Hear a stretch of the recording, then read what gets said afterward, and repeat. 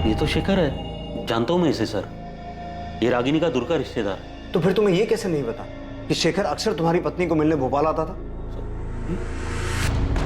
4446218 ये तुम्हारी पत्नी रागिनी का फोन नंबर है, दूसरा फोन नंबर। रागिनी के पास दूसरा फोन भी था?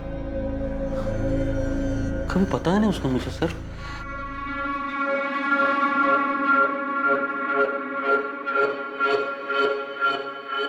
रागिनी, अब तक सब्जी काट रही है तू? बच्चे स्कूल के लिए तैयार हो चुके हैं, टिफिन कब बनाएगी? माँ भी बना देती हूँ।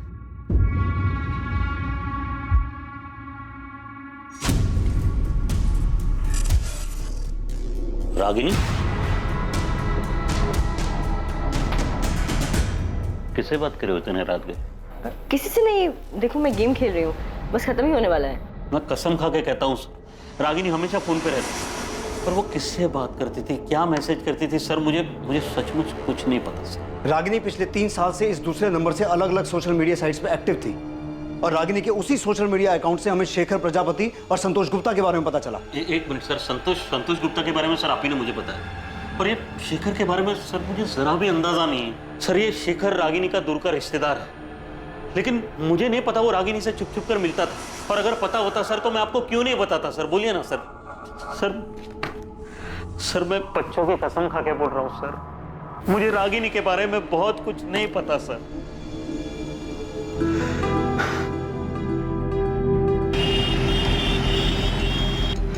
रागिनी गोयल, शेखर भोपाल में रागिनी से मिलने जाते थे? लेकिन ऐसा कैसे हो सकता है? मुझे तो हमेशा उन्होंने यही बताया है कि वो भोपाल काम के सिलसिले में जाते हैं। सुमित्रा जी, ये रहे शेखर के चैट रिकॉर्ड्स। पिछले 1 साल से वो दोनों भोपाल के अलग अलग लॉजेस में मिल रहे थे।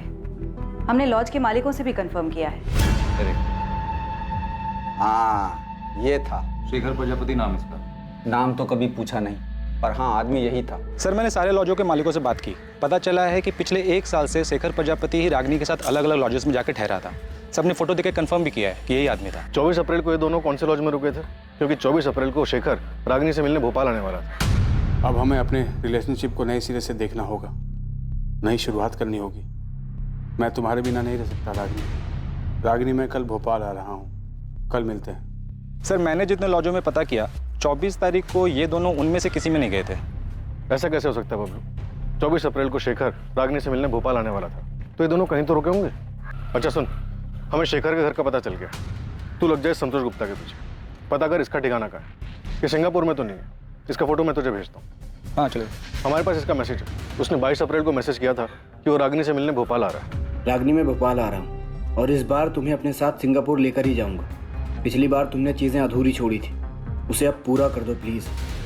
रागिनी मैं तुम्हारे बिना अधूरा हूँ, मेरे लिए तुम दुनिया की सबसे खूबसूरत औरत हो, मैं तुम्हारे बिना नहीं रह सकता। ये रागिनी के 2 बच्चे हैं, पति है, घर है, ऊपर में 2 एक्स्ट्रा साइड में प्यार करने वाले भी है। इसको लाइफ में और चाहिए क्या था?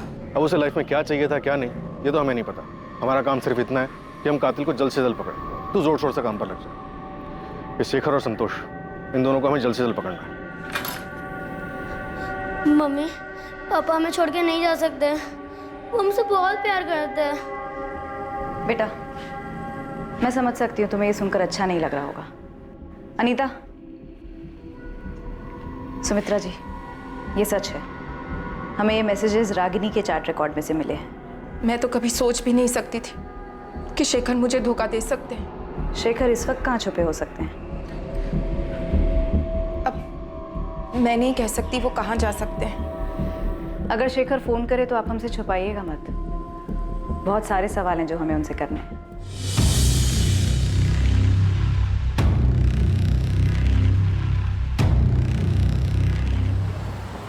सर अगर संतोष सिंगापुर में आपका फोन नहीं उठा रहा तो इसमें मैं क्या कर सकता हूँ? मेरी खुद उससे 3 महीने पहले बात हुई और इसी नंबर पर जो मैंने आपको नंबर दिया है उसका सिंगापुर का, वही उसका नंबर है। वही नंबर जो बंद आ रहा है। गौतम, हमारे पास प्रूफ है कि संतोष रागिनी से मिलने भोपाल आने वाला था। 22 अप्रैल का मैसेज है उसका हमारे पास। मुझे नहीं पता सर कि वो भोपाल आया था, अभी भोपाल में है या फिर सिंगापुर चला गया, मुझे कुछ नहीं पता सर। संतोष की फैमिली कहाँ रहती है इतना तो पता होगा तुम्हें? जी जबलपुर में है, ये उसी ने मुझे बताया।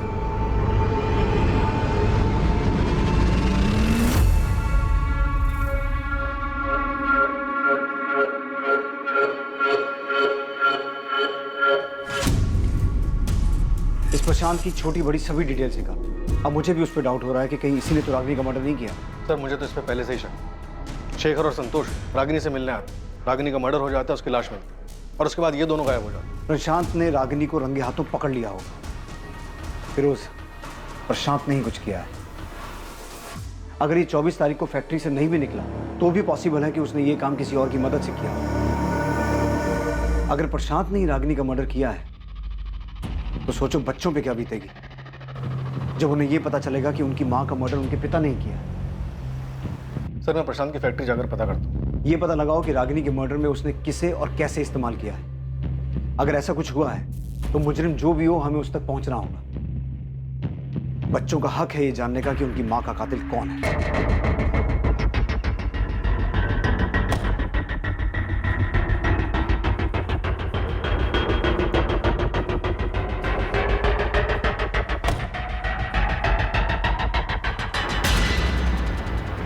मम्मी की फ्लाइट मुंबई से 2 बजे की, वो एयरपोर्ट के लिए निकल चुकी है। अच्छी बात है।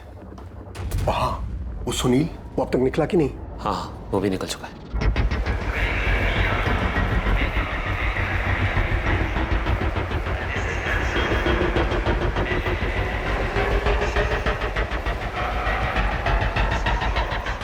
अच्छा, वहाँ कोई पूछताछ के लिए आया था? हाँ, पुलिस का कोई खबरी आया था। ये औरत इन दोनों में से किसी एक के साथ आपके होटल में आई थी क्या? नहीं, मैंने इन तीनों को कभी नहीं देखा। थोड़ा ध्यान से देखिए ना, 24 अप्रैल को आए होंगे। अरे हाँ, याद आया, इस औरत की फोटो मैंने अखबार में देखी थी। हाँ देखा होगा, इसका मर्डर हो गया। ओह अच्छा, आपका जरा रजिस्टर चेक करके बताओ ना, शायद आपके ध्यान से निकल गया हो।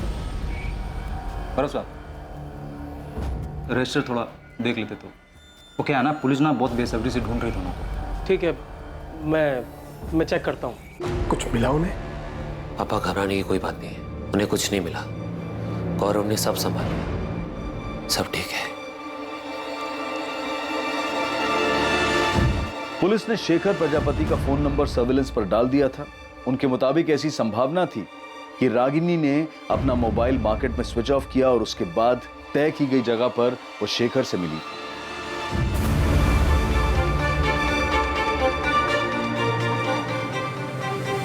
इसके साथ साथ पुलिस संतोष गुप्ता के परिवार को भी ढूंढने में जुटी थी, जिससे वो संतोष गुप्ता के ठिकाने तक पहुंच सके। साथ ही उन्हें यह भी अंदेशा था कि जिस आदमी से फोन ऑफ करने के बाद रागिनी मार्केट में मिली थी वो संतोष भी हो सकता था। पुलिस संतोष और शेखर को पूरी मेहनत से तलाश कर रही थी, जो अब तक उनकी पहुंच से बाहर थे। सिर्फ ये 2 लोग ही नहीं, बल्कि एक लाश भी उनकी जानकारी, उनकी पहुंच से बाहर थी। एक दूसरी लाश जिसका उन्हें अंदाजा तक नहीं था। जिस तरह पुलिस इस लाश से अनजान थी, ठीक उसी तरह उन 3 लोगों से भी बेखबर थी जो दुबई में जाकर छुप गए थे।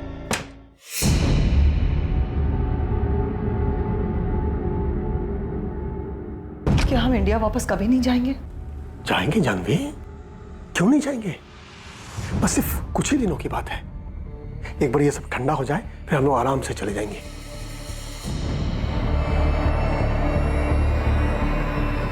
क्या सिर्फ एक ही लाश थी जो पुलिस को अब तक नहीं मिली थी, या फिर और भी लाशें मिलनी बाकी थी? रागिनी उस दिन घर से झूठ बोलकर क्यों निकली थी?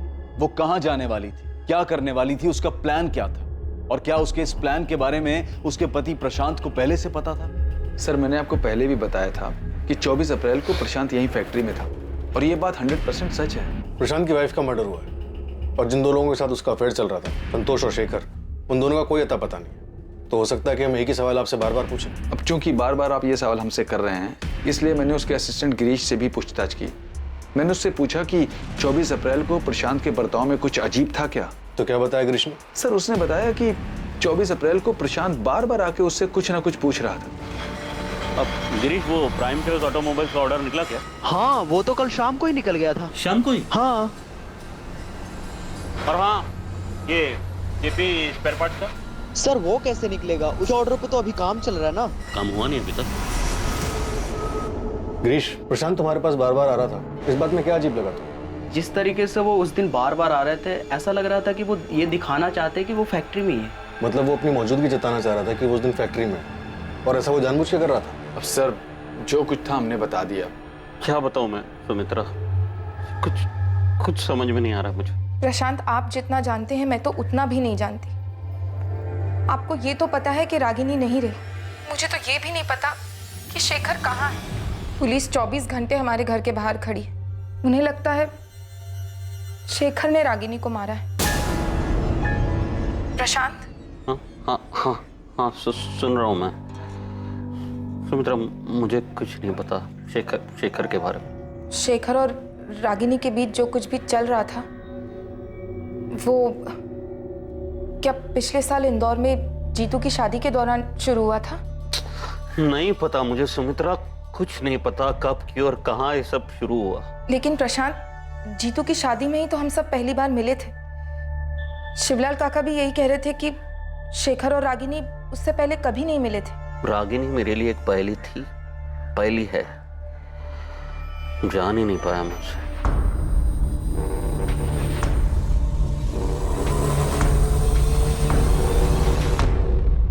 भैया, मम्मी हमें छोड़कर क्यों गई? भैया क्यों गई?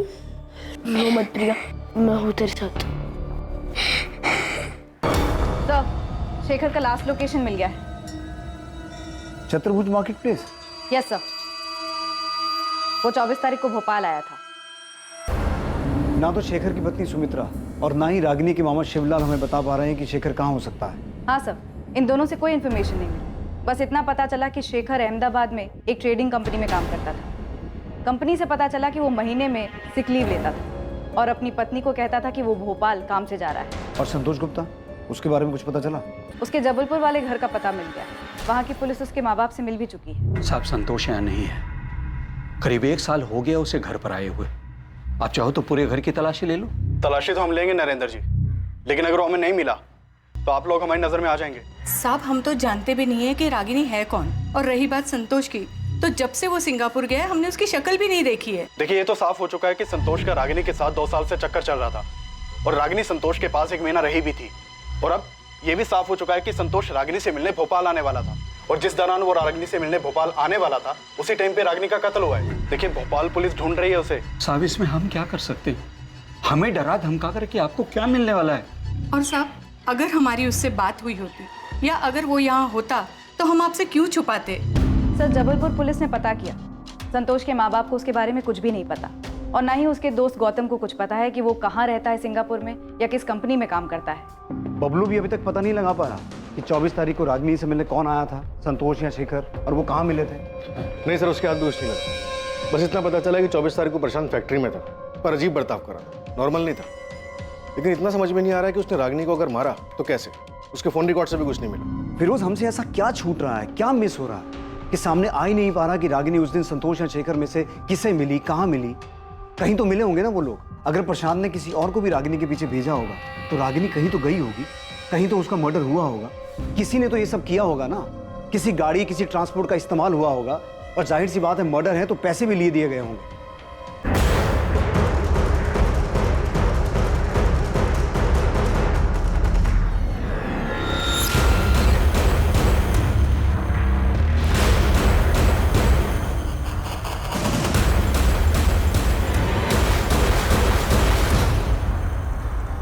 ऐसा कैसे हो सकता है कि मर्डर करने वाले ने कोई गलती नहीं की? वो आराम से छुपा बैठा है, इतनी सफाई से काम किया है कि हमारे हाथ एक क्लू तक नहीं लगा। सर, इंटरनेशनल नंबर है, उठाओ। हेलो सर, मैं संतोष गुप्ता बोल रहा हूँ। संतोष, कहाँ हो तुम? हाँ संतोष, कहाँ हो तुम? सर, मैंने रागिनी को नहीं मारा है। देखिए सर, मैं रागिनी को भोपाल में मिला जरूर था, लेकिन मैंने उसको नहीं मारा। देखिए, मैं रागिनी से प्यार करता था और उससे शादी भी करना चाहता था। संतोष, तुम अभी कहाँ हो? सर, अभी मैं सिंगापुर में हूँ।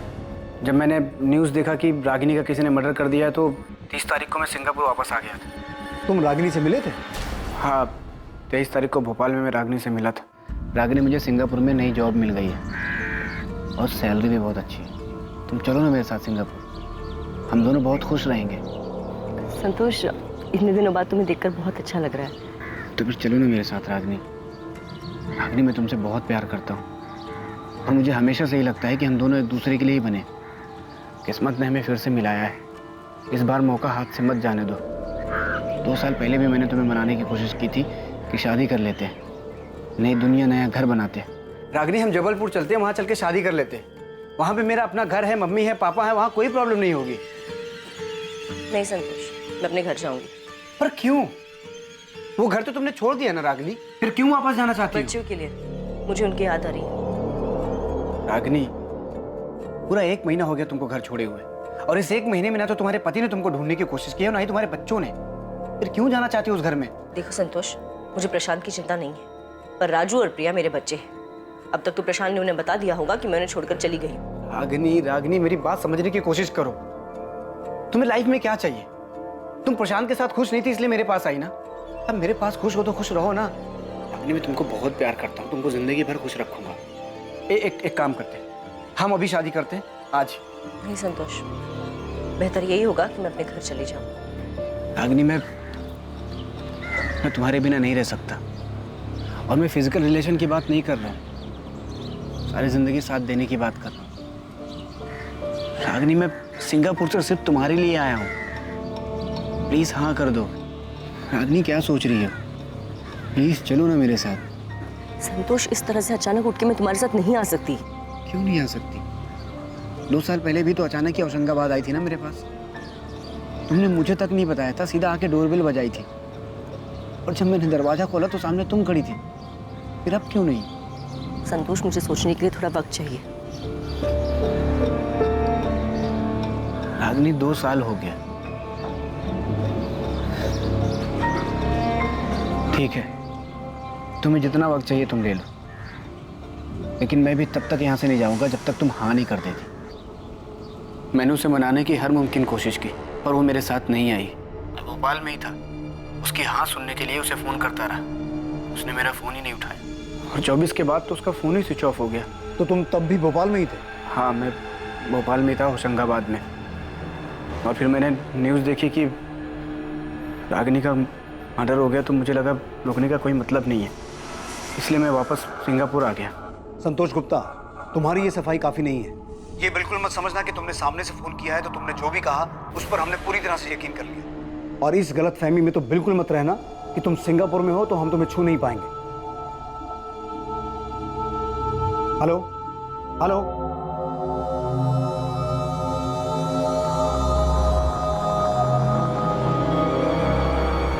फिर इसके बाद वहीं तक सच होगी जहां तक ये रागिनी को मना रहा है। रागिनी के मना करने और इसकी ये बात मान लेने की कहानी सब बकवास है। हो सकता है बकवास हो फिरोज, पर मुझे ये रागिनी समझ में नहीं आ रही। क्या औरत थी ये? एक तरफ शेखर, एक तरफ संतोष, 2 बच्चे भी थे। ये कर क्या रही थी? चाहती क्या थी? सर, राजनगर पुलिस स्टेशन से फोन आया था, उन्हें एक डेड बॉडी मिली है। किसकी?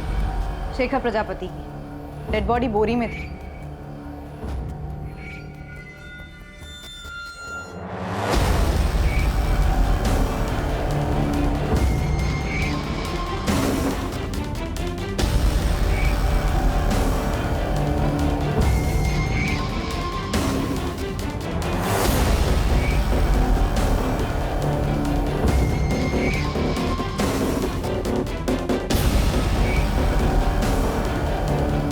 बोरी तो बिल्कुल वैसी जिस बोरी में हमें जिस तरह से डिकम्पोज हुई है उसे देखकर साफ लग रहा है कि इसका मर्डर भी काफी दिन पहले हो चुका है।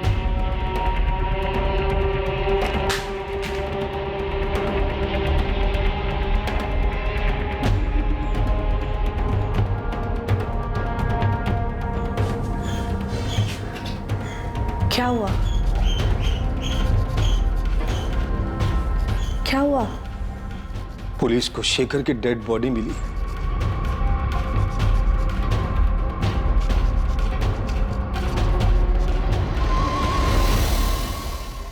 एक दूसरी लाश जो पहले से मौजूद थी लेकिन पुलिस को आज मिली थी, शेखर प्रजापति की थी। उस शेखर प्रजापति की जिसके रागिनी के साथ नाजायज संबंध थे।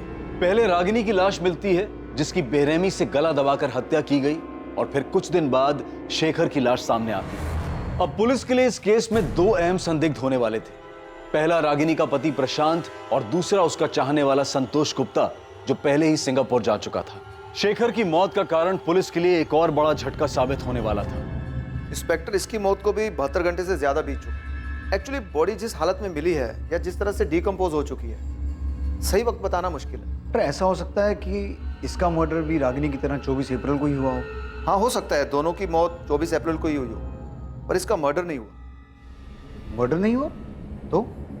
इसकी बॉडी से पॉइजन के ट्रेसेस मिले, वो भी बड़ी मात्रा में। पॉइजन? जी। तो आप ये कहना चाहते हैं कि शेखर का मर्डर नहीं हुआ बल्कि इसने आत्महत्या की है? इतना तो श्योर होके बोल सकता हूँ कि इसको जहर जबरदस्ती नहीं दिया गया। हाँ, किसी चीज में मिक्स करके दिया हो तो पता नहीं। कैसे मारा तूने रागिनी को? शेखर को जहर कैसे दिया? अब ये मत कहना कि तुझे कुछ नहीं पता, क्योंकि हमें पता है कि 24 तारीख को तू अपनी फैक्ट्री के स्टाफ को जानबूझ के ये जता रहा था कि तू वहां है। किसे भेजा था उनके पीछे? ये बेबस बनने का नाटक खत्म हुआ प्रशांत।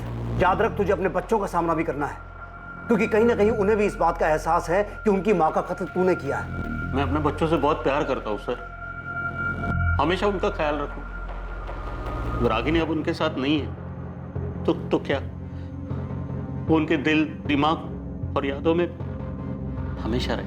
ये संत बनने का नाटक बंद कर प्रशांत, और ये बता कि रागिनी का मर्डर कैसे किया, कहां किया, शेखर को जहर कैसे दिया, कैसे मारा तूने इन दोनों को?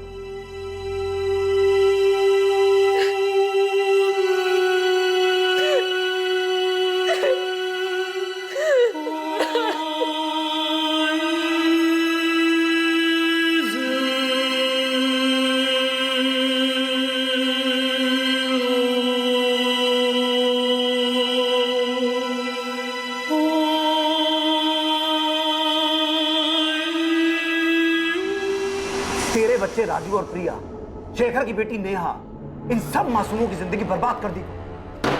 नहीं की सर, मैंने किसी की जिंदगी बर्बाद, किसी को कोई दुख नहीं दिया मैंने सर। रागिनी ने सब बर्बाद किया सर।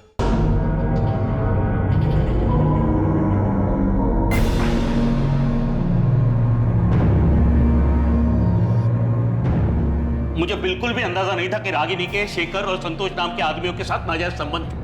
सर ये बात सच है और हमेशा सच रहेगी। आप चाहे मुझ पर कितना भी शक करो कि मैंने मारा है रागिनी को, सर मारा होता ना तो कबूल करने में मुझे कोई दिक्कत नहीं थी, क्योंकि ये बात किसी से नहीं छुपी कि रागिनी मेरे साथ खुश नहीं थी और ना ही मैं उसके साथ खुश थी। और ये बात भी नहीं छुपी कि हमारी शादी में कुछ नहीं बचा था, मर चुकी थी वो। आपको अंदाजा भी नहीं होगा कि मैंने अकेले बच्चों को कैसे पाला है, माँ के होते हुए वो माँ जो बस लगातार फोन पे लगी रहती थी, 24 घंटे किसी के साथ बातें करती रहती थी। सर आपके सामने तो सिर्फ शेखर और संतोष के नाम आए ना, और न जाने कितने नाम और भी होंगे, लोग होंगे जो अभी तक बाहर नहीं आए, छुपे हुए हैं। कैसा महसूस होता होगा मुझे, एक पति को जब उसकी पत्नी बिना कुछ बताए घर के बाहर इसलिए निकलती ताकि वो दूसरे मर्दों के साथ नाजायज संबंध बना सके, अपने सुख के लिए, अपने परिवार, अपने गृहस्थी, यहाँ तक कि अपना बच्चों का भविष्य दांव पे लगाते। सर मेरी बात छोड़िए मुझे जाने दीजिए। और वो क्या थी, ऐसा क्यों कर रही थी सर वो? मैं क्या, उसके खुद के मामा जी भी पता नहीं पा रहे, समझ नहीं पा रहे। Nita, foreign commissioner office request भेजो संतोष को सिंगापुर से इंडिया लाने के लिए। मुझे किसी भी कीमत पर वो आदमी यहाँ चाहिए। सर अभी भेज दे। एक औरत ऐसे ही किसी को गार्डन में मिली, कोई आया, उसका गला दबाया, एक और आदमी को जहर पिला के मार दिया। ऐसा नहीं हो सकता फिरोज। जरूर शेखर और रागिनी कहीं मिले होंगे किसी ऐसी जगह पर जहां संतोष या प्रशांत ने उनका पीछा किया और मार डाला।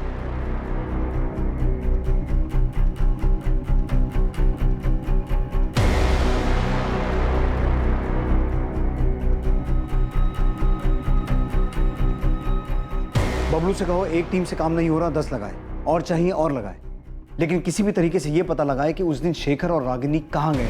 कोई तो ऐसा होटल या लॉज होगा जहां उनका पीछा किया गया, दोनों का मर्डर किया गया। सर मैंने रागिनी और शेखर की पोस्टमार्टम रिपोर्ट पढ़ी थी। फिर उस पोस्टमार्टम रिपोर्ट में क्या लिखा है मुझे पता है, लेकिन मुझे किसी भी तरह उस आदमी का पता लगाना है जिसने ये मर्डर्स किए हैं। हम गोल गोल घूमे जा रहे हैं।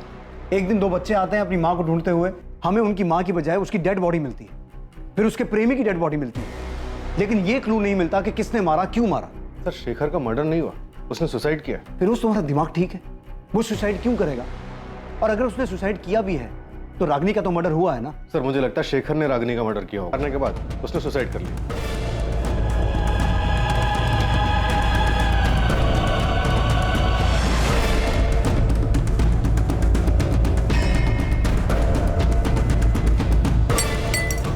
आसमान से कोई टपका जिसने दोनों की डेड बॉडी को बोरे में डाल के ठिकाने लगा दिया। फिरोज मुझे कोई थ्योरी नहीं चाहिए, ये केस ऐसे बंद नहीं हो सकता। मुझे किसी भी हाल में उस मर्डर का पता लगाना है।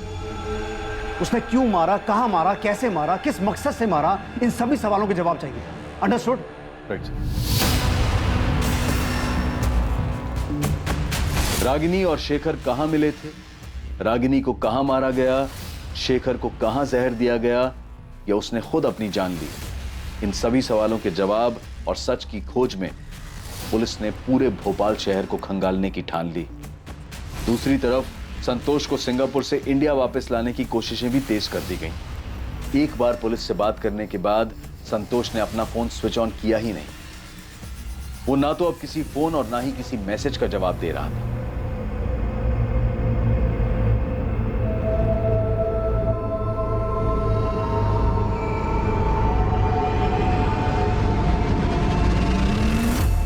सर बबलू बोल रहा है कि हमें होटल डीटी प्लाजा एक बार देख लेना चाहिए। क्यों, कुछ मिला तुझे वहां? नहीं सर, कुछ नहीं मिला, इसी के लिए तो बोल रहा हूँ सर। बबलू, अंधेरे में तीर मत चला, मुझे इस केस में स्ट्रॉन्ग लीड चाहिए। इस बात की लीड कहीं से नहीं मिल पा रही है कि रागिनी और शेखर मार्केट में मिलने के बाद गए कहाँ। सर मैंने हर लॉज छान मारा। डीटी प्लाजा आपके सामने इसलिए रख रहा हूँ क्योंकि सर इसका जो मैनेजर है गौरव सिंधिया, वो मुझे रजिस्टर दिखलाने से मना कर रहा है। 24 तारीख को रागिनी और शेखर नाम से कोई एंट्री नहीं है रजिस्टर में, मैंने चेक किया है, वो लोग यहाँ पे नहीं आए। अरे हाँ, तो कौन सा असली नाम लिखवाने वाले थे रजिस्टर में? नाम बदल के आए होंगे। हाँ, अगर नाम बदल के भी रहते तो शक्ल तो याद रहती ना। और वैसे भी 24 तारीख को होटल पूरा खाली ही था। मैं कह रहा हूँ ना कि वो लोग यहाँ पे नहीं आए। सर ये बोल के उसने मुझे डरका दिया, पर छोटा सा होटल है और फील्डिंग की तो पता चला होटल में काम करने वाला एक बंदा है सुनील मीना नाम का, जो लंबी छुट्टी पर गया है। बबलू भाई झोल क्या है वो तो पता नहीं, लेकिन उस होटल में एक वर्कर सुनील मीना 27 अप्रैल से गायब है। गायब है मतलब लंबी छुट्टी पे।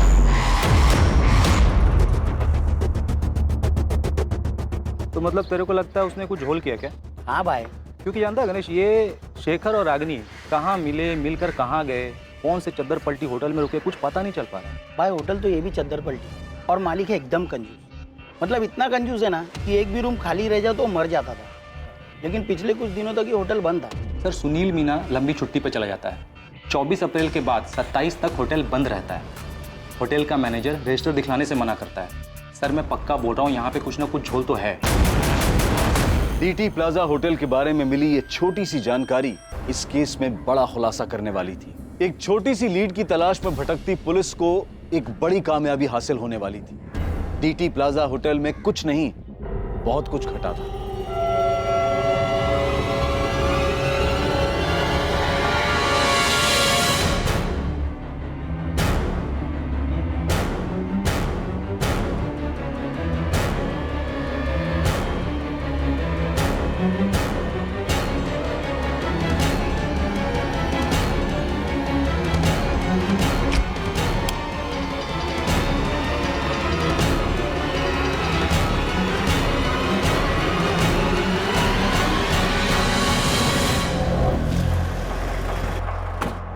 तो ही है ना गौरव सिंधिया, यहाँ का मैनेजर?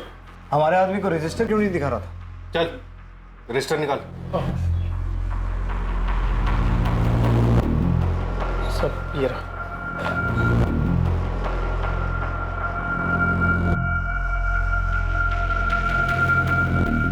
इसमें तो एंट्री 29 अप्रैल से है, उसके पहले की कहाँ है? वो तो नहीं है सब, क्योंकि मालिक हर महीने रजिस्टर बदल देते हैं। हिसाब किताब के लिए पुराना रजिस्टर साथ ले जाते हैं सब। पुराना रजिस्टर अपने साथ ले जाते हैं, लेकिन अप्रैल का महीना 30 का होता है और इसमें एंट्री 29 तारीख से है। तो नया रजिस्टर लगाने के लिए महीना खत्म होने का इंतजार क्यों नहीं किया? सब वो इस बार थोड़ा जल्दी ले गए सब। सुनील मीना नाम का एम्प्लॉय यहीं काम करता है ना? जी सब। कहाँ है वो? बुलाओ उसे। साहब वो छुट्टी पे गाँव गया सब। बड़ा शहंशाह आदमी है, गाँव गया है और फोन बंद करके बैठा है। वैसे तेरे मालिक धर्मेंद्र तिवारी का भी फोन बंद है, उसका घर भी बंद है, ताला लगा है।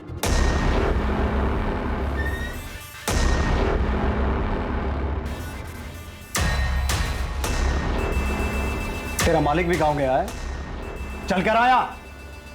तूने बबलू से कहा था कि 24 तारीख को ये दोनों यहां नहीं आए थे। सीधा सीधा बोल, धर्मेंद्र तिवारी और सुनील मीना कहाँ हैं?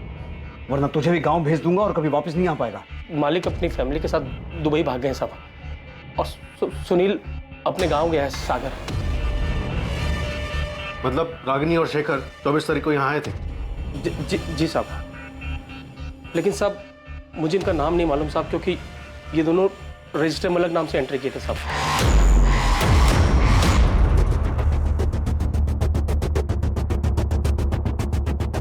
इन दोनों को किसने मारा? इसने या इसने?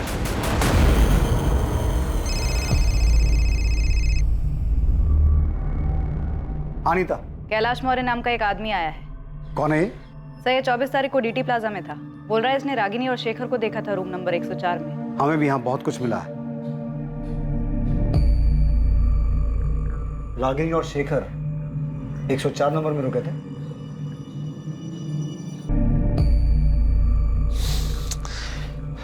गौरव फोन ही नहीं उठा रहा।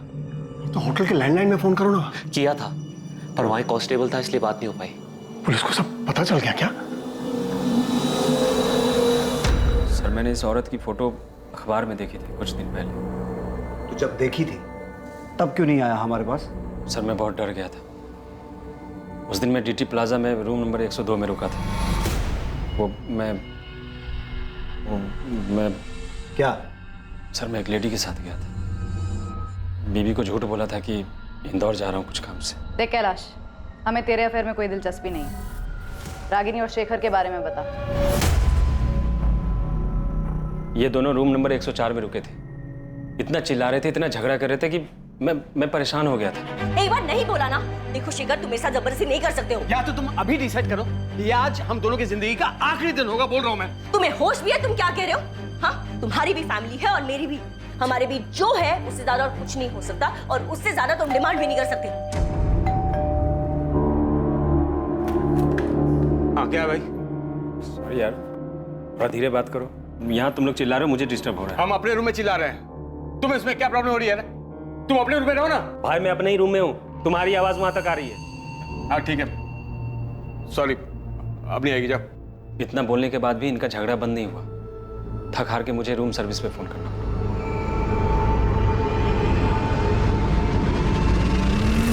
यही था वो आदमी? रूम सर्विस वाला जिसे तुमने बुलाया था? हाँ सर, यही था। शेखर, अब तुम मेरी नाक में दम कर रहे हो, इरिटेट कर रहे हो मुझे। तो अब मैं प्रशांत की जगह ले ली। मैं तुम्हें परेशान कर रहा हूँ? हाँ शेखर, मैं अपनी पूरी जिंदगी तुम्हारे साथ नहीं बिताना चाहती हूँ।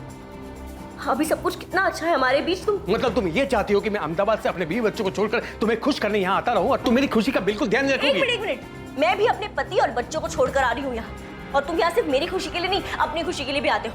और हमेशा से यही रहा था हमारे बीच, और यही रहेगा। और इस तुम नहीं मांग सकते। मांग सकता हूँ, बिल्कुल मांग सकता हूँ। मैं तुमसे शादी करना चाहता हूँ, इसी वक्त तुम्हें हाँ बोलना पड़ेगा। तुम मना नहीं कर सकते। तुम होश में तो हो तुम? हमारे बीच शादी की बात कब हुई थी? मैंने कभी तुमसे कहा कि मैं तुमसे शादी करना चाहती हूँ? एक शादी करके देख ली है मैंने, और अब तक पछता रही हूँ। बच्चे हैं इसलिए झेल रही हूँ। लेकिन मैं तुम्हारे ये नखरे नहीं झेलूंगा रागिनी। क्या हुआ? सर, सामने वाला थोड़ा परेशान हो रहा है, थोड़ा धीरे बात कीजिए ना। हाँ ठीक है, ठीक है, ठीक है। Thank you. फिर रात के करीब 12 साढ़े 12 बजे के बाद उस कमरे से आवाज आनी बिल्कुल बंद हो गई। फिर मैंने सुबह 7 बजे होटल छोड़ दिया। तुम्हारे साथ कौन थी उस दिन? वो लेडी? प्लीज मैडम, इसमें हमें मत घसीटिए। वो भी शादीशुदा है और मैं भी। बेकार में हम दोनों के घर टूट जाएंगे। तुझे अपना बयान डिटेल में लिखवाना होगा। अगर तू हमारे पास पहले आ गया होता ना, तो ये केस बहुत पहले सॉल्व हो गया होता। सुनील मीना जो सागर में अपना मोबाइल बंद करके बैठा था, पुलिस ने उसे सागर के ही उसके घर से अरेस्ट किया। रागिनी के कत्ल और शेखर की मौत का सच चौंका देने वाला था। क्या हुआ था डीटी प्लाजा में? और सुनील मीना हमारे कब्जे में है, तो ये मत समझना दुबई में बैठा तेरा मालिक तुझे बचा लेगा। मैडम साहब, मैं तो सिर्फ नमक का फर्ज अदा कर रहा हूँ साहब। उनको मारने मेरा हाथ नहीं है साहब, मैंने नहीं मारा। ये डायलॉग बाजी बंद कर। अगर तेरा हाथ नहीं है तो रागिनी और शेखर को मारा किसने? होटल में से किसी का हाथ नहीं साहब, किसी ने नहीं मारा। तो फिर रागिनी और शेखर मरे कैसे? साहब 25 तारीख की सुबह जब सुनील रूम सर्विस के लिए गया था साहब, तो वो लोग दरवाजा ही नहीं खोल रहे थे साहब। सुनील ने मुझे बताया तो मैं चेक करने के लिए गया था। रात भर झगड़ा कर रहे थे, अब दरवाजा नहीं खोल रहे हैं। बैल बजा बजा के थक गया सर मैं।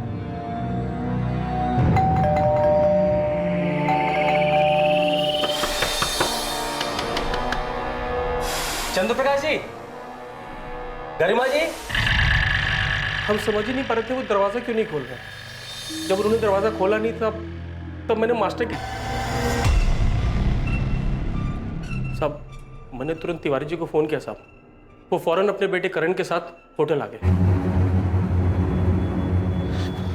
पापा दोनों मर चुके। कैसे हुआ ये? किसने किया? सर पता नहीं सर। सर ये दोनों रात भर बहुत जोर से झगड़ा कर रहे थे। सुबह हमने दरवाजा खोला तो देखा दोनों मरे पड़े हैं। गौरव, तुमने सीसीटीवी चेक किया?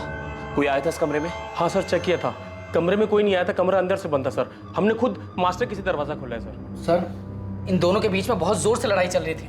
मैंने सुना था ये आदमी इस औरत को शादी के लिए बोल रहा था और ये औरत बार बार मना कर रही थी। पापा एक मिनट, ये बोतल देखिए, इसमें शायद जहर था।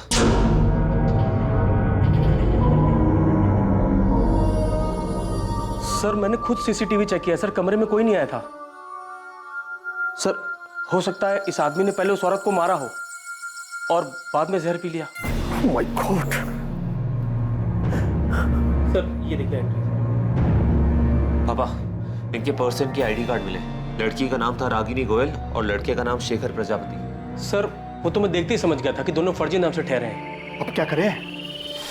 पुलिस के पास जाएंगे तो खामखा बात फैलेगी, होटल का नाम खराब होगा, धंधा बंद हो जाएगा और हम सब फंस जाएंगे वो अलग। ये पुलिस तो ये मानेगी नहीं कि इन दोनों के बीच झगड़ा हुआ था और इसलिए इस आदमी ने ये सब किया है। पापा हम इनको जानते ही नहीं है, इन्होंने रजिस्टर में भी गलत नाम लिखा है। इनके फैमिली वाले जो भी है यहाँ तक पहुंच ही नहीं पाएंगे। तुम कहना क्या चाहते? यही कि अगर हम इनकी बॉडी ठिकाने लगा दें तो किसी को पता ही नहीं चलेगा ये लोग यहाँ कभी आए भी थे या इधर कुछ भी हुआ था।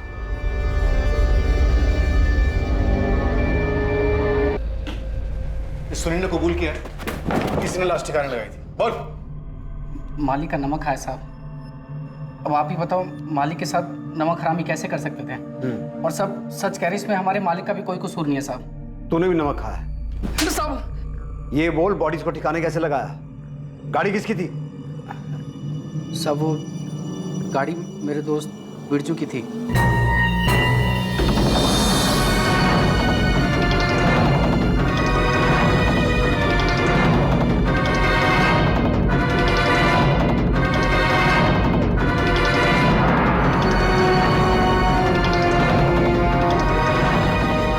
सब पहले हमने उस औरत की बॉडी को हुसैन नगर के नाले में फेंका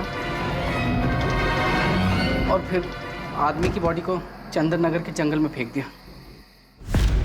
होटल में कहीं भी सीसीटीवी नहीं दिखा, सब उखाड़ दिए? वो तो मालिक ने ही कहा था साहब कि सीसीटीवी अब रजिस्टर हटा दो, वो सब अपने साथ लेके गए साहब। सब तुम्हारा मालिक धर्मेंद्र तिवारी और उसका बेटा करण दुबई में कहाँ छुपे बैठे हैं? पता नहीं साहब किसी होटल में है साहब। अभी भी झूठ बोल। देखो सोच लो तुम दोनों, नहीं तो मर्डर करने, मर्डर छुपाने, लाश ठिकाने लगाने और सबूत मिटाने के सारे चार्जेस लगेंगे तुम दोनों। इस जिंदगी में तो बाहर नहीं आ पाओगे तुम। साहब सच में मुझे कुछ नहीं पता, हमने नहीं मारा उन दोनों को साहब। मैं आखिरी बार पूछ रहा हूं, दुबई के किस होटल में है तेरा मालिक? धर्मेंद्र तिवारी, इस गलतफहमी में बिल्कुल मत रहना कि सारी जिंदगी दुबई में छुप के बैठ सकते हो।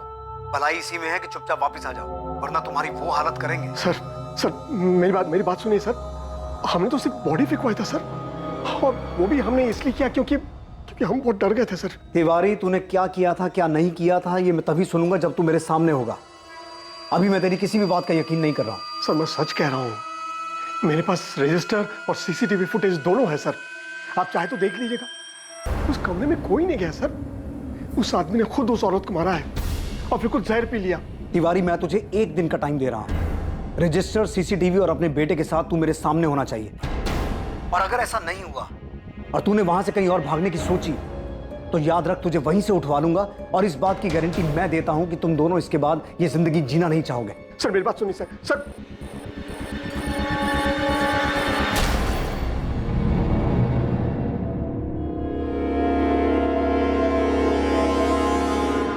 सर मैंने जो पोस्टमार्टम रिपोर्ट देख के फिगर आउट किया था वो थ्योरी नहीं, सच था। मैं तुमसे शादी करना चाहता हूँ, इसी वक्त तुम्हें हाँ बोलना पड़ेगा, तुम मना नहीं कर सकते। तुम एक बार नहीं बोला ना। देखो शेखर, तुम मेरे साथ जबरदस्ती नहीं कर सकते हो। क्योंकि शेखर पहले से ही जहर अपने साथ लेके आया था। मतलब उसने सोच रखा था कि अगर रागिनी ने शादी के लिए हाँ की तो ठीक, वरना वो उसे और अपने आप को मार देगा। करो या मरो वाली हालत। सुमित्रा और उसकी बेटी नेहा के लिए यकीन करना मुश्किल हो रहा था कि शेखर उन्हें धोखा दे रहा था, और उससे भी आगे बढ़कर उसने एक ऐसा जुर्म किया जिससे वो दोनों शायद जिंदगी भर नहीं उभर पाएंगी। प्रशांत और रागिनी के मामा शिवलाल के लिए रागिनी को समझना पहले ही मुश्किल था, और अब शेखर के हाथों हुई उसकी हत्या ने उन्हें और भी सोच में डाल दिया कि आखिर रागिनी चाहती क्या थी, कर क्या रही थी। संतोष गुप्ता तक पुलिस दोबारा नहीं पहुंच पाई, और अब उसकी जरूरत भी नहीं थी, क्योंकि साफ हो चुका था कि रागिनी की हत्या से उसका कोई वास्ता नहीं था। धर्मेंद्र तिवारी और उसके बेटे करण तिवारी ने दुबई से वापस आकर अपने आप को पुलिस के हवाले कर दिया। धर्मेंद्र तिवारी, करण तिवारी, सुनील मीना और गौरव सिंधिया पर आईपीसी की धारा 201B के तहत सबूत मिटाने के जुर्म में केस चल रहा है। डीटी प्लाजा होटल के मालिक से मिली सीसीटीवी फुटेज से साबित हुआ कि 24 अप्रैल की रात जब रागिनी का कत्ल हुआ और शेखर की मौत हुई, उस दिन रागिनी और शेखर के कमरे में कोई दाखिल नहीं हुआ था। राजू, प्रिया, मुझे पता है कि आप लोग बहुत दुखी हो। इतना आसान नहीं इस दुख को बुलाना, पर आप दोनों को स्ट्रांग बनना होगा। आपके पापा आपके साथ हैं और वो हमेशा रहेंगे। और अपनी मम्मी के साथ बिताए वो दिन याद करना जब आप सब बहुत खुश थे, सब ठीक था। प्रशांत, आप बहुत मजबूत इरादों वाले सचमुच भले इंसान। बच्चों को अब आपकी पहले से कहीं ज्यादा जरूरत है। वो दुखी हैं, सदमे में हैं, उनका ध्यान रखना।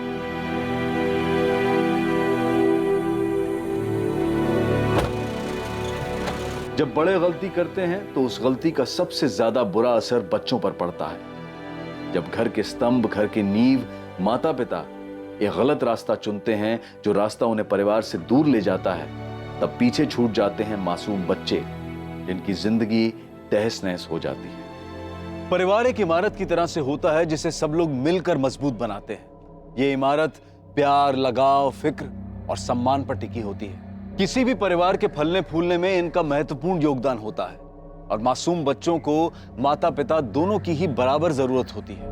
पर इसका यह मतलब कतई नहीं है कि मजबूरी में साथ रहा जाए। बेशक बच्चे उस वक्त अलग होने के फैसले की अहमियत को ना समझ पाए, पर सही समय पर लिया गया फैसला जिंदगी सुधार भी सकता है। और दूरी से रिश्ता खत्म नहीं होता है, बल्कि दो लोगों के बीच कड़वाहट बढ़ने का खतरा कम हो जाता है। रागिनी और शेखर ने इस रिश्ते से क्या हासिल किया, बल्कि संतोष ने भी क्या पाया। शेखर और रागिनी के बीच जो कुछ भी हुआ उसका अंदाजा भी नहीं लगाया जा सकता, क्योंकि मरने के बाद जिसने उन्हें देखा, वहां जो सुराग मिले, उनके मुताबिक कुछ भी साफ नहीं है। बस इतना पता है कि वहां एक जुर्म हुआ, हत्या हुई और किसी ने जहर पिया। इस सब में सच सिर्फ यह था कि दो मासूम बच्चों ने अपनी मां को खोया और एक ने अपने पिता को। ये वो दुखद सच है जिसे झूठ में भी सच नहीं होना चाहिए था। अब मैं अनूप सोनी आपसे विदा लेता हूं। कल रात 11 बजे आपसे फिर मुलाकात होगी एक और नए केस के साथ। और याद रखें, क्राइम और आपके बीच में सिर्फ इतना फर्क है कि आप कितने सतर्क हैं। सतर्क रहें, सुरक्षित रहें।